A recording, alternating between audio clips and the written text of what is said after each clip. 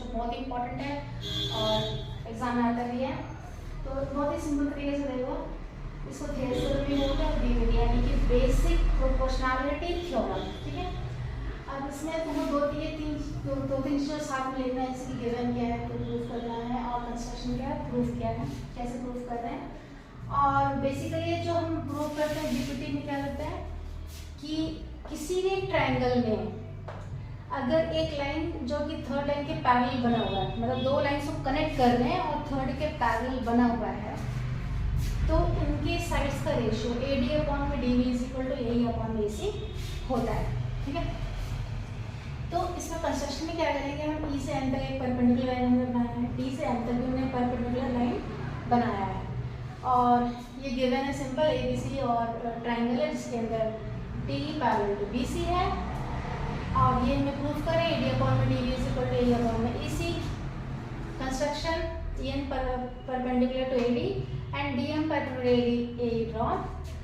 अब किसी भी ट्रायंगल के लिए क्या होता है, half into base into height, ठीक है। अब AD अपॉन में AD, देखो यहाँ पर तीन इक्वेशन बनेंगे। अब उसका ट्रिक क्या है, यहाँ पर है कि AD BD लेकर के दो इक्वेशन बनाए यहाँ पर। ADE का area half into base into height, AD into EN।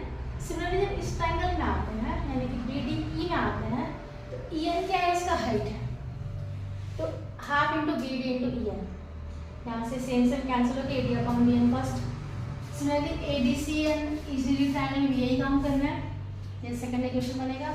और इन दोनों इक्वेशन हम देखते हैं तो इसमें BDCD जो डिफरेंट दिखाई पड़ रहा है, ऊपर का तो सेम है, इसको इक्वल करने के लिए क्या होगा कि किसी भी दो पैरेलल लाइंस के बीच में जो दो ट्रायंगल्स होते हैं अगर उनका सेम बेस है तो उनका एरिया भी सेम होगा। तो इसके अकॉर्डिंग 1 2 3 इक्वेशन, और तीनों से हमें क्या मिलता है, AD is equal to this. तो फ्रॉम 1 2 3 वी गेट दिस। तो सिंपल सा है, बहुत ही सिंपल स्टेप में लिखा हुआ है। 1 2 3 स्टेप करो, पहले AD BD AEC को लिखाओ और फिर दो ट्रायंगल्स सेम है क्योंकि दोनों सेम पैरेलल के बीच में है और सेम बेस है, तो ये आपस में फिर इक्वल हो जाता है। ये बीपीटी थ्योरम, ठीक है। अच्छे से इसको प्रैक्टिस करना, लर्न करना है ताकि एग्जाम में कर सको।